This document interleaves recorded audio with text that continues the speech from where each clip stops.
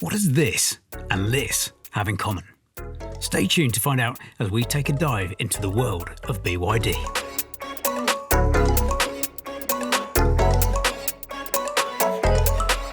I'm Rick Bullemere, and today we're mostly driving a smooth operator, the BYD Seal. BYD stands for Build Your Dreams, and is the electric car company now outselling Tesla. Yep, you heard that right. But how? And what makes this car so special? Could it be the EV for you?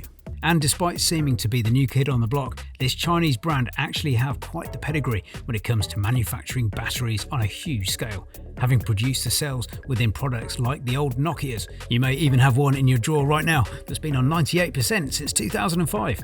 So have faith. They've now moved into the automotive space and are making waves. We've previously reviewed the BYD Atto 3, a fun yet functional, creative and affordable SUV. But here we have the UK's first all-electric executive sports saloon, the Seal. Super Sarah Sloman and I caught up with BYD at the British Motor Show, where Mark Blundell talked us through their latest innovation.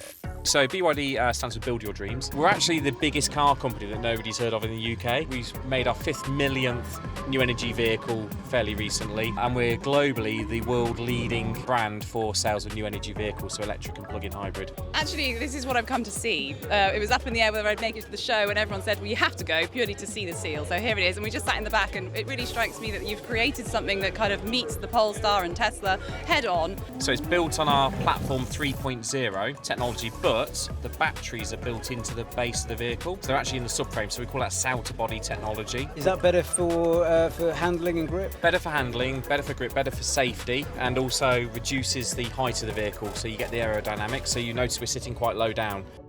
Thanks, Mark. Now, if you already knew the Nokia link, you've probably watched every video about the BYD Seal versus the Tesla Model 3. Well, we're going to try our best not to compare too much, because we think it stands alone. Let's see how that goes. The Seal is available in 2 trims, Design and Excellence. Today we're driving the top-tier all-wheel drive Excellence trim, which has an 82.5 kWh battery, providing a WLTP range of 323 miles, more than sufficient for long journeys. It does 0 to 62 miles per hour in 3.8 seconds and has a top speed of 111 miles per hour. It has a maximum DC charging rate of 150 kilowatts, taking it from 10 to 80% in around 40 minutes on a rapid charger. The Seal is a stunner. The pinch nose and lighting give the front a mean expression, swooping through to the back, revealing a sleek profile and appearing effortlessly aerodynamic. The rear is fairly understated, but the light bar and side vents give the posterior some lovely definition. And the 0 to 60 time on the bumper is a nice touch to show off or potentially ward off anyone wanting to drag race. Or the opposite, who knows? Hello and welcome to the interior of the BYD Seal. And first and foremost, everybody that has been in this car with me that I've taken for a spin have absolutely loved the interior. I love it. Chunky steering wheel. It just feels solid. I like it very much. Excellent. It's yours. It just works. It's not too minimalist like certain other cars. It's got all the knobs and buttons and it's just beautifully built. I guess if you're comparing it to a car like Tesla, which has got a little bit of stick for the build quality, some unfounded, I think this really takes it that extra step further. You've got this lovely vegan leather here, you've got this micro suede here, and it just feels really well built, well put together and solid. Whenever I'm driving it, I feel super sturdy in this car. Oh, shoot. I mentioned Tesla, didn't I? Sorry. Cruising around in this car feels like a privilege. It really is one of the smoothest EVs I've ever driven, and so quiet, even on that horrible bit of the M25 where it feels like someone's slapping you in the ears. Don't be fooled though, hiding behind this smoothness is rapid acceleration. Going from eco to sport mode, there is quite the jump in throttle power. Our time with the Seal was pretty short-lived, so I didn't quite have the chance to really throw it into some fast corners, but it's not hard to tell that the handling is sublime. But of course you'll probably spend most of your time cruising around 30-mile-an-hour zones, which is definitely aided by its fairly advanced autopilot feature and air filters. I thoroughly enjoyed my time with the Seal, a car that impresses easily, and if I'm honest, it's hard to fault. It's cars like these that make the arrival of affordable Chinese EVs hard to ignore. Hit your foot on the brake, press that button, and nothing happens. I think Callum, have you got the key? Yeah. Okay. Hit the brake, hit that button, and and suddenly this huge screen comes to life. And if you don't like it in that angle, no problem. Hit this button. Portrait mode. But for the purpose of this, let's go to landscape. But anyway, let's just twist again like we did last summer. Yeah, it's got to be landscape. The boot comes in at 400 litres with the seats up, passing our golf club test with flying colours. There's even an extra smuggling compartment for charging cables, or whatever you fancy.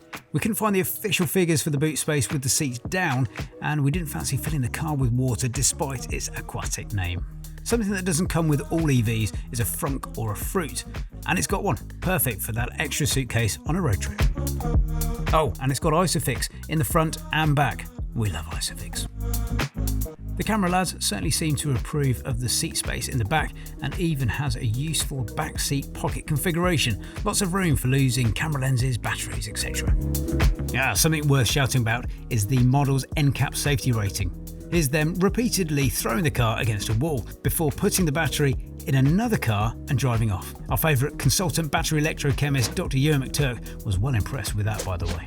Not only is it pretty damn safe in the unfortunate event of a collision, but BYD have actually made that pretty unlikely. The collision avoidance features are numerous.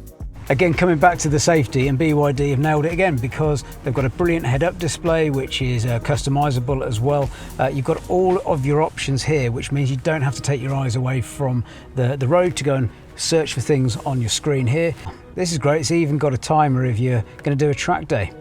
It tells you your driving time, average speed. You can even set your chimes to go off if you go over a certain speed limit. If you've got back problems, don't worry, there's not one, not two, not three, but 4 lumbar support options. So you can fiddle with that down here on the right hand side, and it's very customizable as well with electric buttons here to move you up, move you down, move you forward, move you back. It's just so light and airy in here as well, and that is because of this massive panoramic roof above me. Beautiful.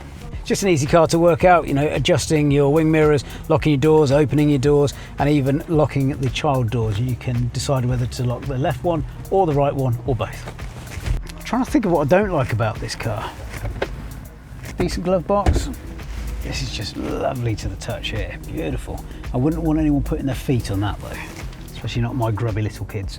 There's also a particular quirk in this model which proved frustrating at first. Okay, they've got the indicators on the wrong side, so every time I go to indicate I put the windscreen wipers on. Oh, it's very confusing. While I'm sure you'll get used to it, oncoming traffic may be watching your wipers in a frenzy while swerving to avoid you for the first week or two of ownership. Sod it. Is this the car to take on the Model 3? Well, performance, tech and looks wise, yes and yes. For storage, games and silly stuff to entertain the kids while charging, Tesla still wins that arm wrestle. So who would this car best suit? Well, anyone who wants a luxury saloon that packs a punch for a lot less than you'd expect. As a fleet car, this would certainly provoke discussion. It's quite the head turner. But if this car doesn't float your boat, there are plenty of other lease deals at selectcarleasing.co.uk. Remember to like and subscribe, and if you want more electric content, visit the Select Car Leasing YouTube channel.